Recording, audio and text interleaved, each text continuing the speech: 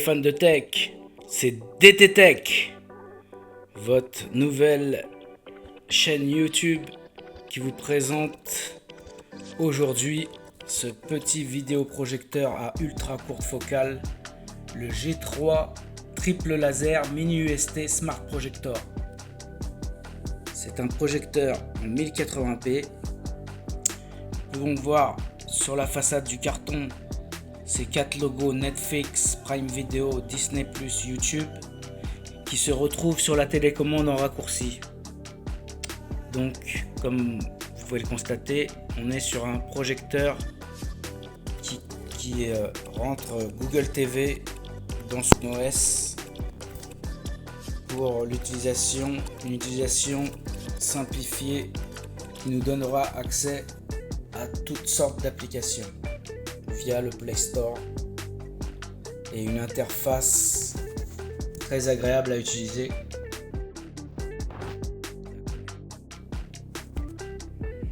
Alors, dans ce packaging, il y a le vidéoprojecteur lui-même. On a une petite notice avec toutes les fonctionnalités du projecteur. Bon, le tout en anglais, malheureusement, mais on peut s'en sortir aisément, même sans la notice. Après, elle est là. Donc si on en a besoin, on pourra la parcourir. Pour ce qui est de la télécommande, c'est une télécommande qui fonctionne en Bluetooth. Donc dans n'importe quelle direction, on peut l'utiliser aisément. Il y a aussi le bouton pour faire la commande vocale, le Google Assistant, donc c'est super. Donc le vidéoprojecteur est alimenté via ce bloc d'alimentation en USB-C. Donc voilà la bête, ce mini vidéoprojecteur ultra courte focale, le G3 triple laser, qui existe en version noire et en version blanche. Donc il s'intègre parfaitement dans un intérieur, dans un salon. Il est vraiment très compact. Donc de longueur d'ici à ici, on est à peu près à 28 cm. D'ici à ici, en largeur, on est à peu près à 18 cm. Et d'épaisseur, de hauteur, on est à 6 cm. Donc c'est effectivement un vidéoprojecteur ultra courte focale très compact. À l'arrière, on peut voir les grilles d'aération et les différentes sources. Alors on a un RJ45, une sortie SPDIF numérique optique pour pouvoir y brancher une barre de son, un ampli home cinéma. Pour l'audio, on a ce qu'il faut. On a une prise HDMI où on peut brancher une console ou bien n'importe quel appareil en HDMI, un lecteur Blu-ray par exemple. On a un USB 2 pour y adjoindre une clé USB ou un disque dur pour lire un contenu externe. On a un bouton d'alimentation à l'arrière, mais on n'a pas besoin de l'actionner parce qu'avec la télécommande on peut l'allumer sans appuyer à l'arrière. On a le port d'alimentation USB-C. Donc voilà l'appareil. Donc ce qui est conseillé, c'est d'avoir un écran dédié. Donc là en l'occurrence une toile ALR UST spécifique pour les projecteurs à ultra courte focale. Donc c'est ce qui est vraiment conseillé pour avoir une meilleure qualité d'image et de contraste. Donc là je vais allumer le projecteur. Donc là nous sommes en plein jour. Bon, il y a 2 baies vitrées dans ma pièce, 2 grandes baies vitrées. Donc là au démarrage on peut entendre qu'il fait que le projecteur, la ventilation fait un bruit qui s'entend bien, mais qui sera fortement atténué une fois qu'il sera réellement allumé et qu'on mettra des sources sonores. Donc là, nous sommes en plein jour avec une forte luminosité. Donc on voit la partie Google TV qui se met en route. Et on atterrit directement sur le menu Google TV. Donc voilà. On peut voir qu'en plein jour, même avec un écran UST, que l'image est un peu palote, car c'est quand même un petit projecteur avec une puissance lumineuse pas très conséquente. Nous sommes sur un projecteur qui a une luminosité de 600 lumens ANSI annoncé. Donc voilà, maintenant je vais baisser mon volet à demi pour voir la différence. Donc voilà, j'ai baissé à moitié le volet. Donc on est toujours dans une pièce assez éclairée, mais on peut quand même déjà profiter du vidéoprojecteur. Donc on va se mettre une bande-annonce sur YouTube.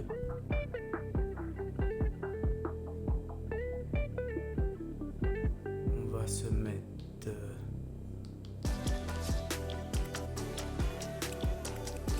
la bande-annonce d'Avatar en 4K. Donc c'est un vidéo. On va baisser là parce que la pub. C'est un vidéoprojecteur Full HD 1080p, mais qui est en capacité de lire des contenus 4K et plus. Voilà. Donc là, on est sur la bande-annonce. Je vous laisse apprécier la qualité d'image et de son.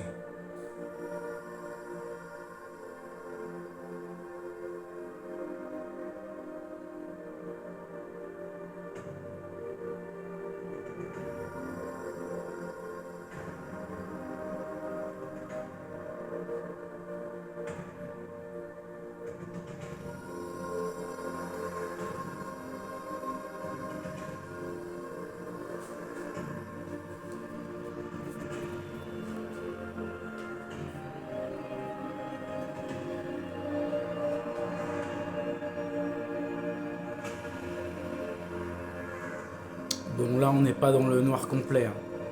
J'essaierai de faire plus d'obscurité pour voir la différence. Là je vais vous monter le son. I know one thing. Wherever we go, this family.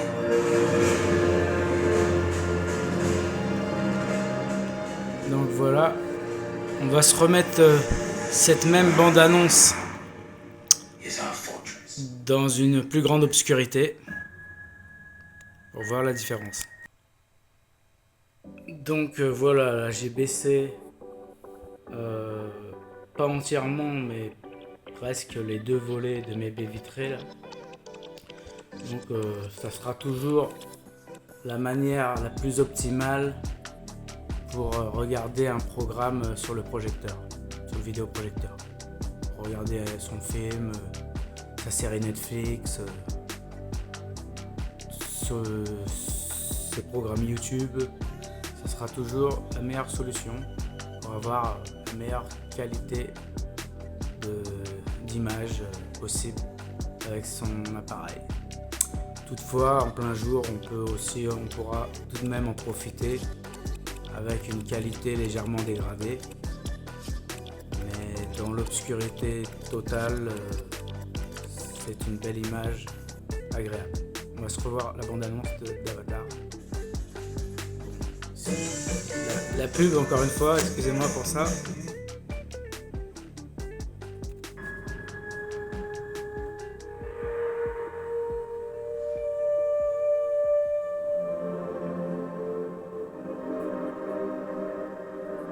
Donc là on est sur une image de 100 pouces.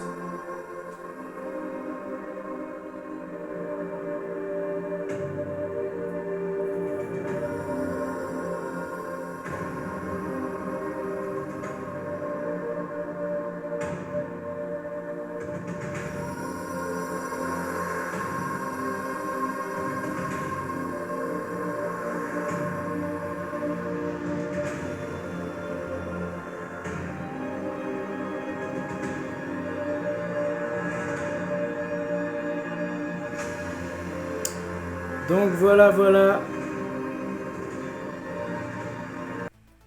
Donc vous avez vu la différence.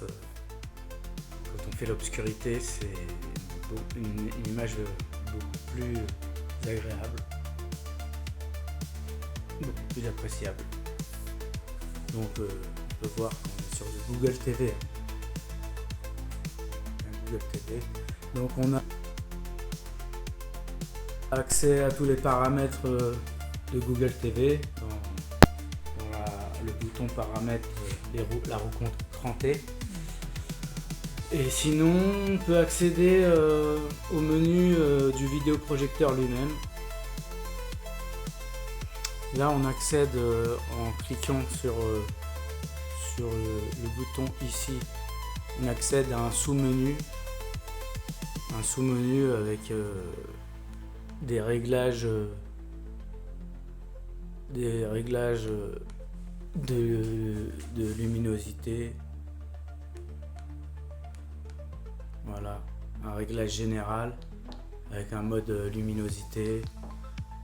Les différents modes du vidéoprojecteur qu'on peut accéder dans ce sous-menu avec l'image, voilà, on peut faire différents réglages, luminosité, contraste, saturation, tonalité, netteté, température des couleurs, les sources, donc la HDMI, voilà, la balance, treble basse, des pré-réglages sonores, cinéma, standard, musique,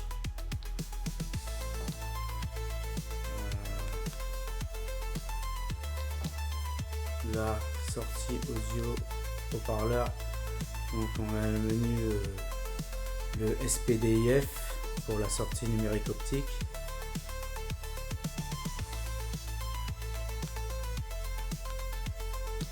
Là l'Android.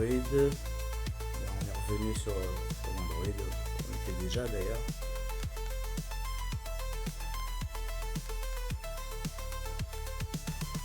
Voilà, on va retourner dans le mode source. On va y aller dans l'HDMI.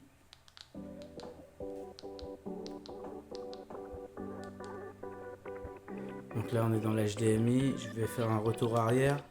Ça devrait nous amener à la présentation voilà, du vidéoprojecteur lui-même. Donc là on a un rectangle Miracast pour pouvoir caster son téléphone sur le vidéoprojecteur. On a une case YouTube, on a une case Android TV et on a une case All APPS, All Application. Donc ça c'est le menu principal du projecteur, mais quand on l'allume on bascule automatiquement sur le Google TV. Donc là c'est plus un menu pour accéder, un menu Android mais qui n'est pas Google TV là, mais c'est un menu Android. Là c'est plus pour accéder aux paramètres de réglage du projecteur. Donc voilà, là si je vais sur la roue crantée, j'atterris ici et là on peut voir, bon, si mon téléphone veut bien faire le focus, sur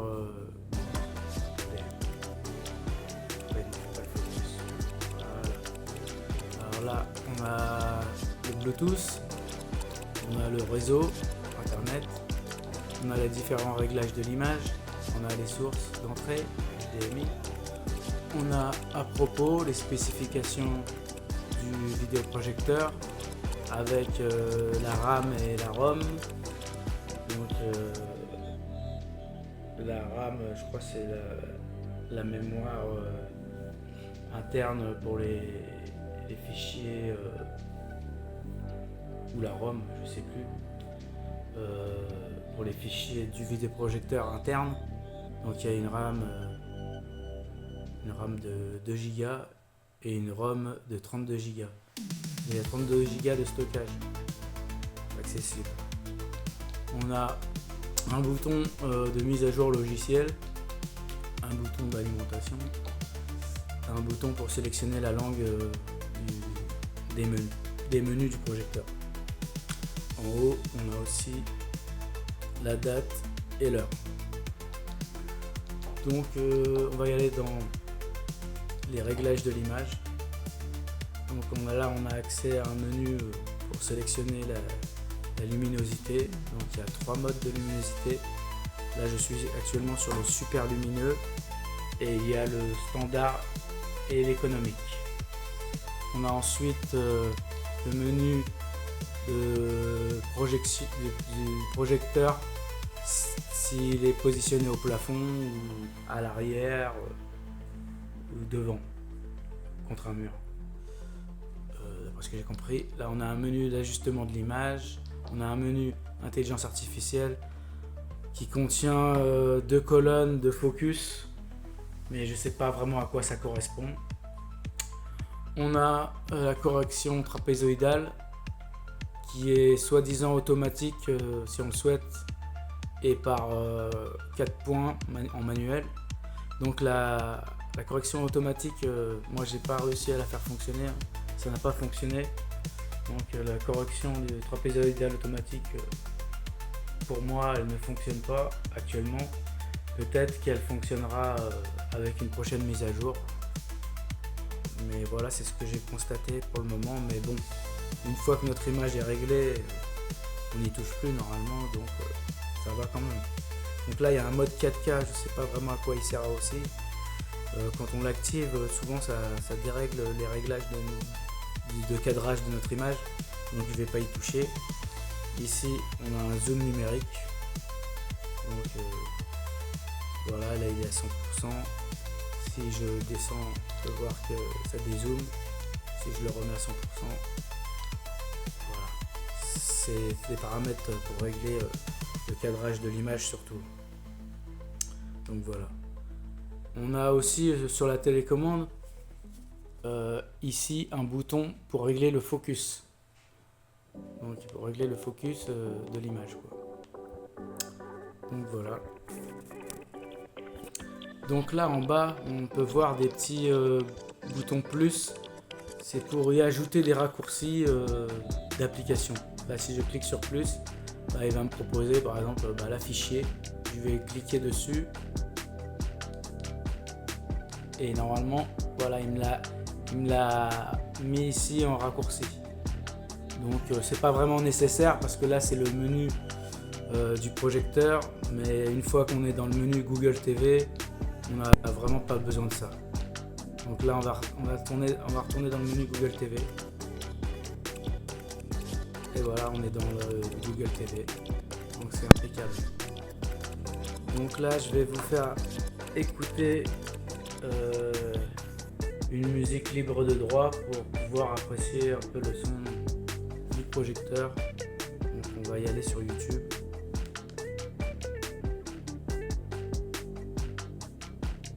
Et on va se mettre une musique libre de droit.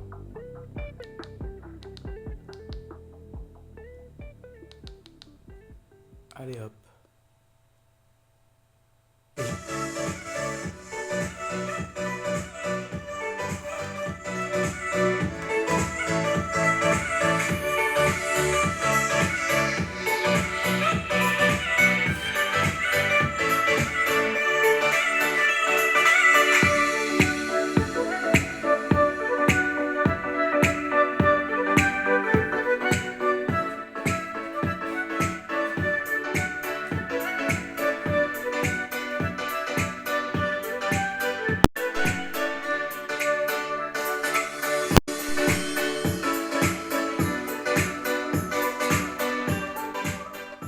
Donc vous pouvez voir que le son, même à plus haut volume, n'est pas ultra puissant.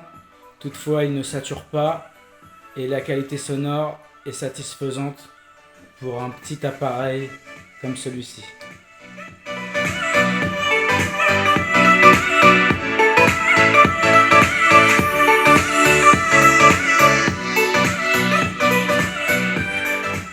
Après, pour ceux qui veulent un son plus puissant, plus percutant, il est toutefois possible d'y adjoindre une barre de son ou une enceinte Bluetooth via justement le Bluetooth ou via la sortie numérique SPDIF, et après on pourra pleinement profiter d'un bon son pour regarder un bon film.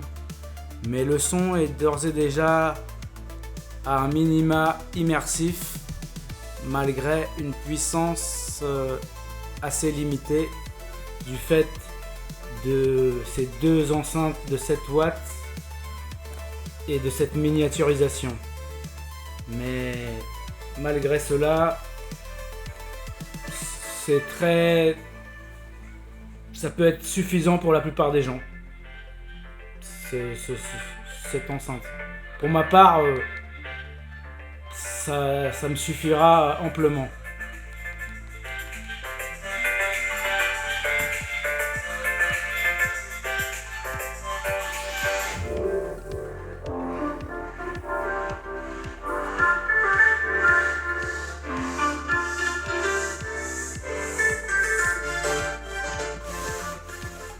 Donc voilà, je crois on arrive à la fin de la vidéo. Donc ce que je pourrais en dire, c'est que c'est un vidéoprojecteur ultra compact, que le son est satisfaisant et correct quand on rapporte ça à la taille du projecteur. Il se débrouille pas trop mal. En ce qui concerne le bruit de la ventilation, il est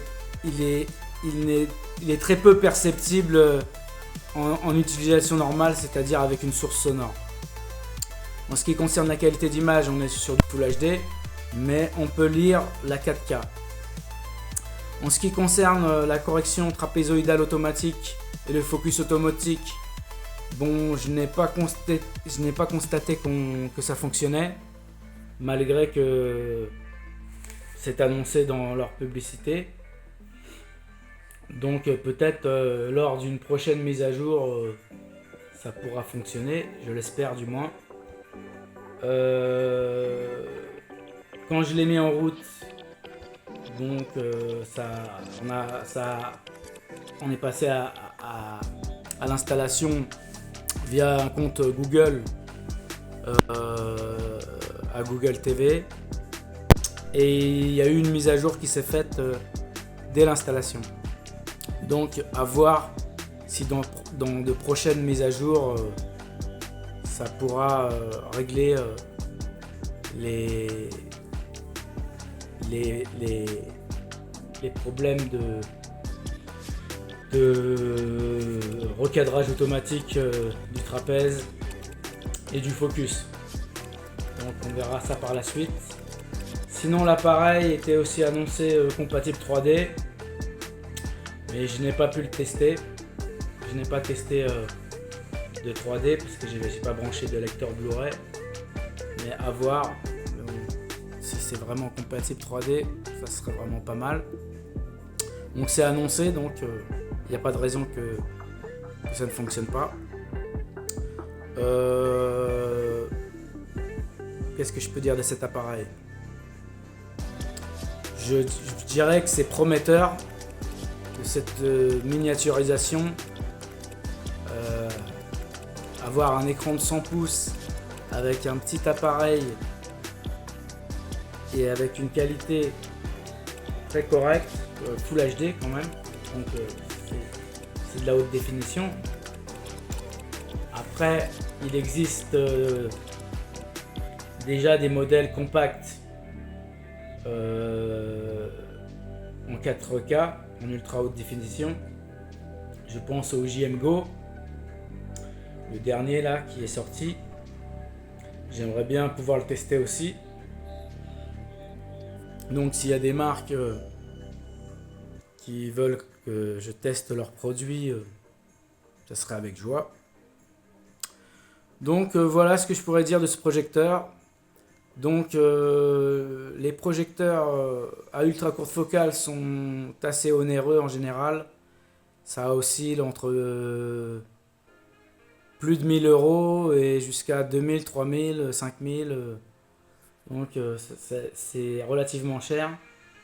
Et pour ce petit projecteur, pour les projecteurs mini ultra courte focale mais en Full HD, on est plutôt à des tarifs qui oscillent entre 700 et 900 euros. Donc les concurrents de celui-ci, il y a un petit Optoma qui est à 800 euros, 799 euros. Et peut-être en réduction due au Black Friday, peut-être ça va augmenter après les tarifs. Hein. Donc profitez-en si vous voulez acquérir un petit vidéoprojecteur ultra courte focale.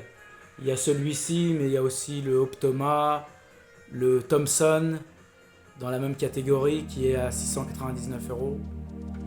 Et celui-ci, le G3 triple laser, mini UST. Donc celui-ci, j'ai trouvé le prix le moins cher, je l'ai trouvé dans les 63 euros sur AliExpress. Et sinon, il est disponible aussi sur Banggood. Pour le moment, à ma connaissance, je l'ai vu que là. Mais bon, voilà. À vous de faire vos recherches si cet appareil vous intéresse. Donc voilà, on est sur une fin de vidéo. Donc j'espère que la vidéo vous aura plu. Donc n'hésitez pas à vous abonner, à liker, à partager. Et je vous dis peut-être à une prochaine. C'était DT Tech.